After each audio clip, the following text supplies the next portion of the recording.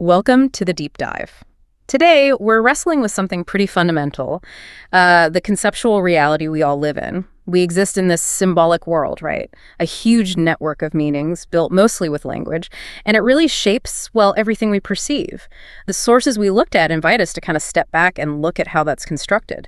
So our mission for this deep dive is to unpack this idea that what we usually call reality, the solid world we deal with every day, is maybe more like a conceptual overlay, like a map of words and beliefs laid over something much more raw. And we want to explore what's actually under that map. Right. And that's really the shortcut we want to offer you, the listener, today. This whole exploration, it gives you some clarity on a really key difference, the difference between the mind symbolic world, its stories, and just the raw, direct experience of being alive. It's about spotting the difference between the mental tools we use and the actual thing itself. Like reading the menu versus actually tasting the food. Okay, so let's start with those tools then. What exactly is a concept in this context, and why is this distinction, so important? Well, at its simplest, a concept is just a mental box, an idea or category the mind makes up to represent something. For efficiency, really, think about tree.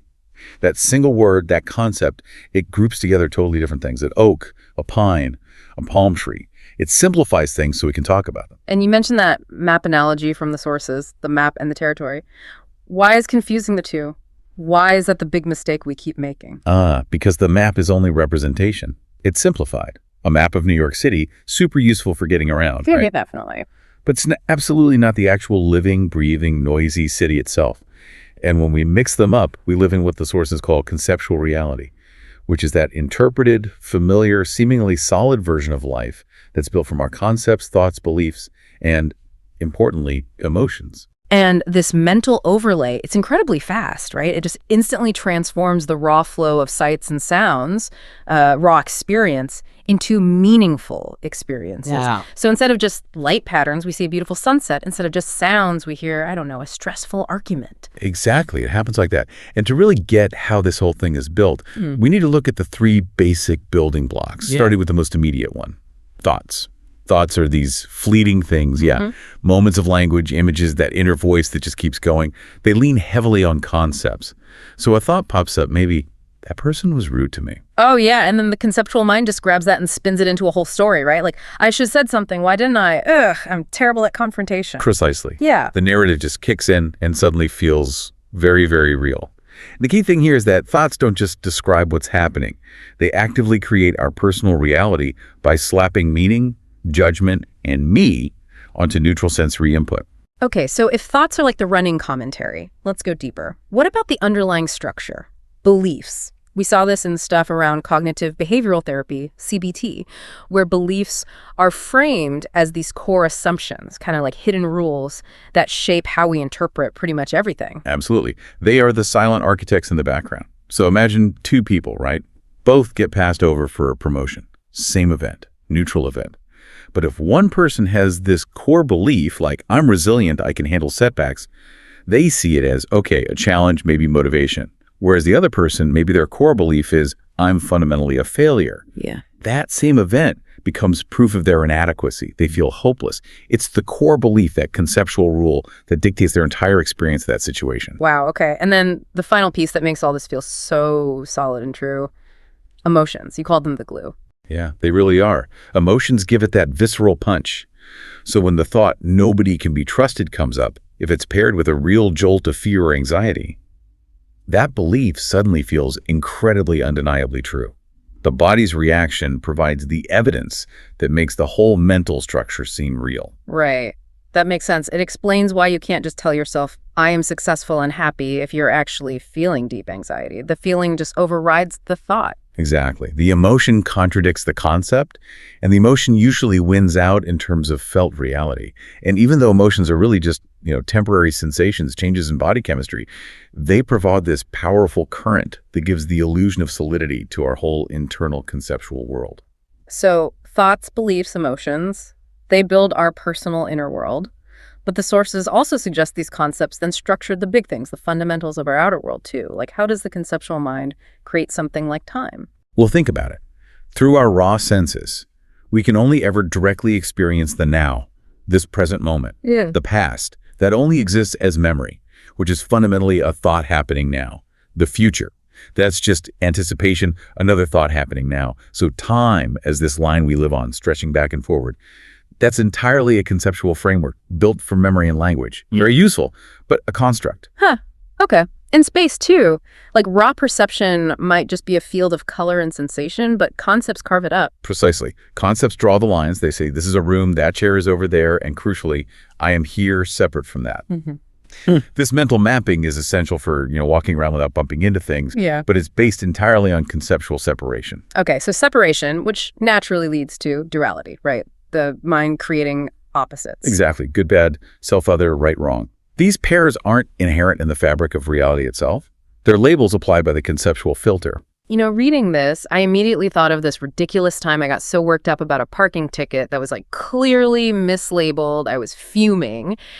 And it's a perfect example, right? The ticket itself was just paper and ink, neutral. But my conceptual overlay instantly screamed unfair, bad, injustice. That's it exactly. A perfect example of the mind layering judgment onto a neutral event, or, like the sources mentioned, a rainstorm. A rainstorm just is. But conceptually, it's good for a farmer in a drought and bad for someone planning an outdoor wedding. The judgment comes from the concept. And probably the deepest, most ingrained duality we create is this feeling of me versus everything else, the self-other split. Right. The mind just bundles together thoughts, feelings, sensations, memories, slaps a label me on it, and creates this illusion of a solid, separate person existing independently. And it's a very persistent story, that self. So this brings us to the really big question. If this conceptual reality is like a functional virtual world we live in, what's the actual reality underneath it all? The raw stuff. And the answer seems to be just the immediate, unfiltered input from the five senses. When we can manage, even for a second, to pause the judging, the labeling, what's left is just vivid immediacy. So instead of music I really like, there are just sound vibrations hitting the ear, complex patterns. Instead of thinking my hand, there's just the raw sensation of pressure, warmth, maybe light hitting the skin without that conceptual tag of mine. Yeah, and holding on to that direct experience is hard because the mind jumps in so fast with labels. But what's really interesting is that this isn't just some philosophical idea. There's some, let's say, compelling parallels in modern science. Like, think about the double slit experiment in quantum physics. Now, this is just an analogy, okay? Not saying it's the exact same. Sure, understood. But when a particle isn't being observed or measured, it behaves like a wave of possibilities. Once you measure it, once you, in a sense, conceptualize it, by pinning it down, it collapses into a definite particle in a definite place. The sources use this as a kind of metaphor, suggesting that the very act of observing, of placing a concept onto raw reality, plays a role in shaping what we actually perceive as being real. So reality is kind of co-created through the interaction of our senses and our conceptual filters. But living only through those filters, that has a cost. We gain the ability to function, communicate, build things, but we seem to lose that direct contact with life itself. We get trapped in these endless loops of story about the past or anxiety about the future. Good, bad. And that right there is where the potential for liberation comes in. That's the real shortcut this deep dive points towards. It's realizing that most of our psychological suffering, the grudges we hold, the anxieties, the feelings of not being good enough, that stuff is almost entirely created in the conceptual realm, in the story. So the suffering isn't usually in the raw event itself, but in the story we tell ourselves about the event, the concept. That's the insight. And seeing that allows you potentially to step out of being totally swept away by the storm of thoughts. You can shift into becoming the quiet awareness that just notices the thoughts passing through. The goal isn't to, get rid of concepts entirely. We need them. Right, we need them to function. Yeah, but it's about recognizing them for what they are. Mental tools. Yeah. Not the actual substance of life. It's like shifting from being completely lost in the movie plot to being the person in the audience who also appreciates the cinematography, the acting, knowing it is a movie. It lets you appreciate the vividness of what's actually here now. Exactly. And maybe this leaves us with a final kind of provocative thought for you, the listener, to chew on. If our thoughts construct our experience of time, and if the very act of observation, of conceptualizing, seems to play a role in shaping what appears as reality, then how truly vast, how unknowable must that unfiltered, direct experience be? The reality that exists before or beyond the mind's categories.